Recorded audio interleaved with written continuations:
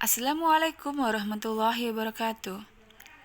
Halo anak-anakku semuanya, apa kabar? Bu Titi doakan semoga kita semua selalu diberikan kesehatan. Amin. Jangan lupa tetap jaga kesehatan dan kebersihan, serta patuhi aturan pemerintah agar kita semua terhindar dari virus COVID-19. Anak-anakku tercinta, di rumah kita bukan untuk liburan, melainkan tetap menjalankan pembelajaran meskipun dengan jarak jauh. Untuk itu, Bu Titi harapkan kalian semua tetap aktif dalam setiap pembelajaran. Nah, sebelum memulai pembelajaran, mari kita berdoa terlebih dahulu agar apa yang kita pelajari nanti bermanfaat. Amin. Di pertemuan kali ini, kita akan belajar pelajaran kelas 4, tema 4, subtema 1, pembelajaran 3, yang meliputi mata pelajaran Bahasa Indonesia dan IPA. Langsung saja. Pelajaran yang pertama adalah Bahasa Indonesia. Adapun tujuan pembelajarannya yaitu 1. Dengan mendengarkan dongeng yang diceritakan guru, siswa dapat memahami cerita yang berjudul Kancil, Tupai, dan Kelinci Pemalas dengan imajinasinya. 2. Dengan mendengarkan dongeng yang diceritakan guru, siswa dapat menceritakan kembali cerita Kancil, Tupai, dan Kelinci Pemalas pada keluarga dan sanak familinya dengan tepat menggunakan kalimat dan gaya bahasanya sendiri. Peta kompensasi pada pembelajaran kali ini yaitu mendengarkan dongeng. Ya, nanti Bu Titi akan menceritakan sebuah dongeng yang berjudul Kancil, Tupai, dan Kelinci Pemalas, sehingga kita dapat menyebutkan tokoh pada cerita dan perwatakannya. Kita juga dapat menyebutkan pesan atau amanat yang terkandung pada dongeng tersebut. Sehingga diharapkan anak-anakku semuanya dapat menceritakan kembali cerita dongeng tersebut kepada orang tua, saudara, ataupun sanak famili lainnya. Nah, di sini Bu Titi akan mendongeng cerita berjudul Kancil, Tupai, dan Kelinci Pemalas. Di sebuah hutan tinggallah dua sahabat.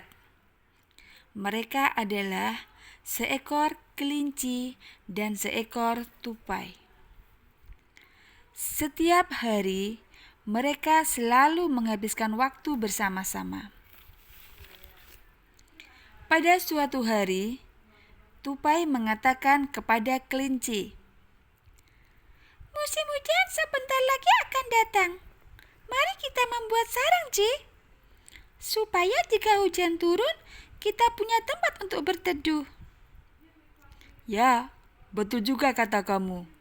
Tapi izinkan aku istirahat dulu ya," jawab kelinci. Pada sore itu, hujan turun dengan lebatnya. Tupai dan kelinci berteduh di bawah pohon. Mereka basah dan kedinginan. "Jika kita punya sarang, tentu kita tidak akan basah begini, Ci." "Ya, betul juga apa yang kamu katakan. Besok pagi kita akan buat sarang," kata kelinci. Keesokan paginya, cuaca sangat cerah. Tupai kembali mengajak kelinci untuk membangun sarang. "Lebih baik kita pergi cari kayu untuk membangun sarang sekarang." "Tapi bukan sekarang. Kita masih ada banyak waktu lagi. Marilah kita pergi cari makanan. Aku sungguh lapar, kata kelinci. Mendengar jawaban kelinci, Tupai menggeleng-gelengkan kepala melihat sikap sahabatnya itu. Pada sore itu, hujan turun lagi. Tupai dan kelinci basah kuyup karena tidak ada tempat berteduh. Alangkah baiknya jika kita ada sarang. Besok kita harus buat sarang. Saya tak ingin terus basah seperti ini sewaktu hujan, kata si kelinci. Si Tupai hanya membiarkan dan tidak menghiraukan keluhan sahabatnya. Kita tunggu besok saja ya. Pagi harinya, Tupai membangunkan kelinci. Ci, ayo bangun. Hari sudah siang, Ci. Katanya kita mau buat sarang. Aku sakit, Pai. Badanku panas. Aduh, Pai. Kepalaku juga pusing, Pai. Ini pasti karena kita sudah berhari-hari kehujanan. Iya, Pai. Aduh, ini gimana, Pai? Badanku rasanya panas. Kepalaku pusing, Pai. Tiba-tiba datanglah seekor kancil. Hei, ada apa? Kamu kenapa, Ci? Kelinci sakit, Cil. Badannya panas. Ini karena berhari-hari kita kehujanan. Memangnya kalian tidak punya rumah? Tidak. Setiap hari aku mengajaknya buat sarang, tapi dia selalu beralasan. Akhirnya sekarang dia jatuh sakit. Iya, Pai. Aku menyesal. Pokoknya, Pai, nanti jika aku sudah sehat, kita langsung buat sarang ya, Pai. Sudah. Ayo kalian semua ikut aku ke sarangku. Kalian bisa tinggal di sana sampai kalian punya sarang sendiri. Benarkah itu, Ci? Tentu saja. Ayo kita ke sana sekarang. Kemudian mereka bertiga berjalan menyusuri tepi laut. Karena rumah si kancil berada di ujung pantai. Setiba di sana, kelinci langsung beristirahat dan kancil memberikannya dia makanan. Karena sudah 1 hari ini, kelinci belum makan.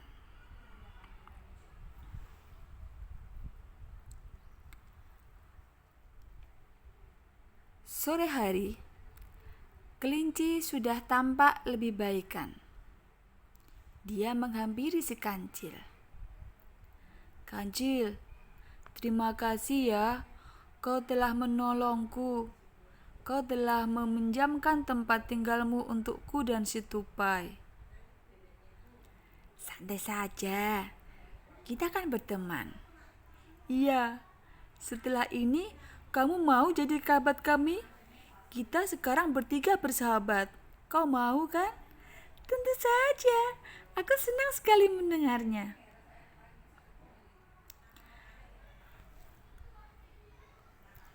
Hei, kalian rupanya di sini. Iya, Pai. Ini si kancil mau bersahabat dengan kita, Pai. Gimana, Pai? Wah, asik. Sekarang kita jadi bertiga. Iya, Pai. Aku juga senang, Pai. Nah, nanti kalau si kelinci sudah benar-benar sehat, aku akan membantu kalian membuat sarang. Benarkah? Tentu. Hore! Akhirnya, setelah kelinci benar-benar sehat, mereka bertiga membangun sarang dan letaknya berdekatan dengan sarang kancil. Sekarang mereka bertiga hidup rukun dan bahagia selayaknya persahabatan yang abadi. Sekian. Nah, dari cerita ini kalian dapat menjawab apa yang ada di peta kompensasi. Apa tadi anak-anak?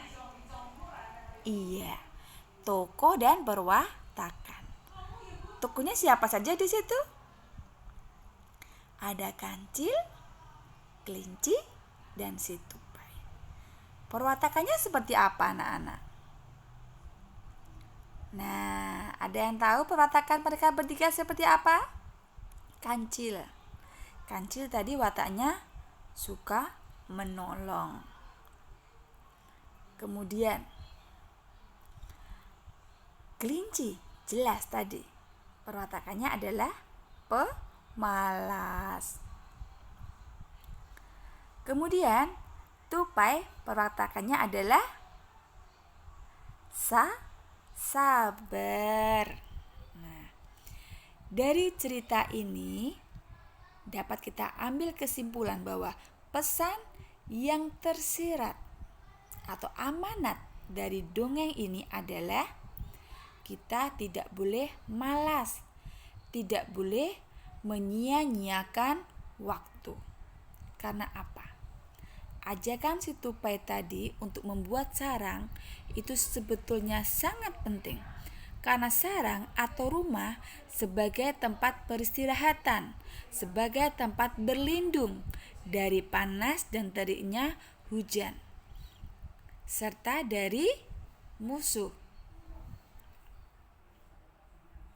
Nah, pelajaran yang berikutnya adalah IPA. Adapun tujuan pembelajarannya yaitu 1. Dengan mendengarkan penjelasan guru, siswa dapat menyebutkan macam-macam polusi beserta dampaknya dengan tepat. 2. Dengan mendengarkan penjelasan guru, siswa dapat membuat rancangan kegiatan menjaga lingkungan dengan tepat. Peta kompensasi. Ada pembelajaran IPA kali ini, yaitu tentang lingkungan. Yang akan kita bahas adalah sekitar lingkungan. Apa itu? Ya, macam-macam polusi dan dampaknya. Kemudian, cara menciptakan lingkungan yang bersih. Nah, dapat dilihat di situ macam-macam polusi beserta dampaknya. Ada gambar polusi. Polusi apa itu? Polusi udara. Penyebabnya apa polusi udara? Penyebab polusi udara adalah gas H2S, yaitu gas yang sangat berbahaya. Biasanya gas ini banyak ditemukan di letusan gunung berapi. Kemudian gas CO, yaitu karbon dioksida, dan CO2 atau karbon.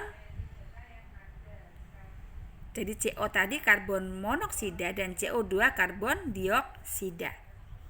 Juga merupakan gas berbahaya.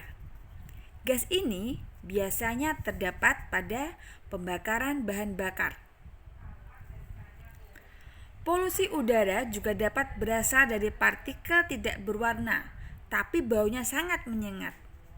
Partikel tersebut adalah partikel SO2 atau sulfat dioksida. Dampak dari polusi udara adalah gangguan kesehatan bagi manusia, terutama gangguan kesehatan pernafasan. Kemudian bagi lingkungan bisa menyebabkan hujan asam dan rusaknya lapisan ozon. Berikutnya ada polusi air. Dapat dilihat di situ bahwa air di situ penuh dengan sampah. Jadi penyebab polusi air adalah sampah organik, limbah pabrik, dan penggunaan bahan peledak. Dampaknya apa? Dampak dari polusi air adalah ekosistem air akan punah. Kandungan oksigen berkurang, air menjadi keruh, dan dapat menjadi sumber penyakit. Yang berikutnya adalah polusi tanah. Dapat dilihat di situ bahwa di atas tanah itu sudah tidak kelihatan tanahnya lagi, tapi dipenuhi dengan gundukan sampah. Jadi penyebab polusi tanah adalah bahan kimia, limbah cair atau padat, dan berbagai pencemaran yang masuk ke dalam tanah. Dampaknya adalah kerusakan ekosistem. Jelas, ekosistem tanah akan rusak karena dipenuhi dengan sampah-sampah dan limbah. Sehingga binatang-binatang yang biasanya tinggal di atas tanah menjadi punah, menyingkir karena bau sampah yang menyengat serta tanah sudah dipenuhi dengan sampah. Kematian makhluk hidup. Akhirnya, makhluk hidup yang ada di sekitar tanah tersebut yang penuh dengan sampah yang sudah terkena polusi tadi, lama-kelamaan akan mati. Polusi tanah juga menyebabkan hilangnya kesuburan tanah serta merusak keindahan lingkungan. Polusi yang berikutnya adalah polusi cahaya. Dapat dilihat di sini pada gambar. Cahayanya sangat terang dan berwarna-warni keluar ruangan. Jadi cahaya tersebut hanya untuk keindahan saja dan bukan untuk penerangan. Jadi penyebab polusi cahaya adalah penggunaan lampu luar ruangan yang tidak diperlukan dan tidak benar. Dampaknya apa? Dampak dari polusi cahaya adalah mengganggu aktivitas hewan dan manusia, gangguan kesehatan, dan pemborosan energi listrik.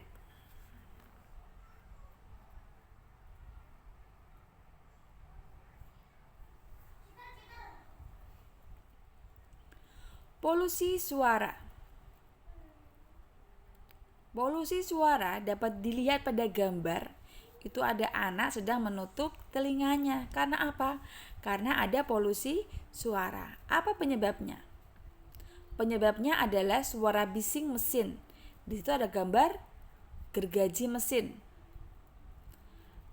Suara alam seperti petir dan suara speaker. Speaker itu salon itu ya, ada gambar sound. Dan ada gambar headset. Jika terlalu keras membunyikannya, maka telinga kita akan mengalami gangguan. Dampaknya apa dari polusi udara? Polusi suara berdampak pada penderita tekanan darah tinggi, maka darahnya akan naik. Apalagi dampaknya? Gangguan pendengaran. Jelas ya, kalau terlalu keras suara itu terdengar, maka pendengaran kita akan terganggu. Dan psikologis, karena stres. Biasanya kalau kita mendengar suara yang keras, kita akan marah. Bising, bising, bising. Nah, itu namanya gangguan psikologis, serta bisa menyebabkan serangan jantung bagi yang mempunyai riwayat penyakit jantung. Kemudian, bagaimana cara menciptakan lingkungan yang bersih? Kita harus menjaga lingkungan dari perusakan dan pencemaran. Karena biasanya yang merusak dan mencemari lingkungan itu adalah manusia sendiri. Oleh karena itu, kita harus menjadi warga yang baik, yang bertanggung jawab terhadap lingkungan. Jangan sampai kita ikut merusak dan mencemari lingkungan. Karena apa? Karena kita hidup di dunia ini, kita sangat membutuhkan lingkungan. Kita ketergantungan kepada lingkungan. Jadi jangan sampai kita merusak atau mencemari lingkungan di sekitar kita. Nah, dari pembelajaran kali ini, pilih gambar emot yang mewakili perasaan kalian setelah mengikuti pelajaran hari ini.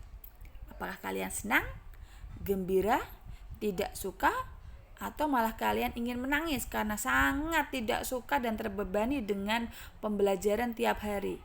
Kalian inginnya liburan dan tidak ingin pembelajaran. Ada yang seperti anak-anak? Tidak ada ya. Pasti semua berharap setiap hari mendapatkan pembelajaran. Karena belajar itu tidak ada waktunya. Dalam artian kapanpun kita bisa belajar. Meskipun kita dan di rumah, kita tetap belajar. Dari pelajaran hari ini, apa yang sudah kalian pelajari? Kita sudah mempelajari pelajaran bahasa Indonesia dan IPA. Tentang apa tadi? Iya, mendengarkan dongeng. Sehingga kita bisa mengetahui tokoh perwatakan amanat. IPA, kita sudah mempelajari pelajaran IPA, yaitu polusi dan cara menjaga lingkungan. Apa yang kalian kuasai dari materi ini? Apakah kalian sudah menguasai semua materi? Bagian apa yang belum kalian kuasai? Dan apa upaya kalian untuk memahami yang belum kalian ketahui? Anak-anakku, bagi kalian yang belum bisa memahami atau ada bagian yang belum kalian pahami, kalian bisa WA Bu Titi atau dengan cara lain mencari buku referensi atau sumber belajar. Yeay, akhirnya kalian telah menyelesaikan pembelajaran hari ini. Kalian hebat. Bu Titi yakin anak-anakku semuanya yang ada di kelas 4 pasti semangat dalam setiap pembelajaran karena kalian anak yang cerdas dan memiliki cita-cita yang tinggi. Nah, sumber pembelajaran yang bisa kalian pelajari yaitu ada di buku siswa kelas 4 tema 4 yang sudah Bu Titi share di classroom kelas 4B Binsade kita pada bagian materi tema 4. Bisa dibuka ya. Kemudian buku tematik terpadu kelas 4 tema 4 yaitu lembar kerja siswa yang sering kita gunakan di kelas. Dan yang ketiga adalah internet. Internet bisa dicari pada bagian web ataupun di YouTube. Nah, selanjutnya tugas kalian sebagai siswa adalah 1. Ceritakan kembali dongeng yang sudah kalian dengarkan tadi kepada orang tua dan saudaramu. Bisa ya? 2. Biasakanlah sikap peduli lingkungan agar tetap lestari dan terlindungi.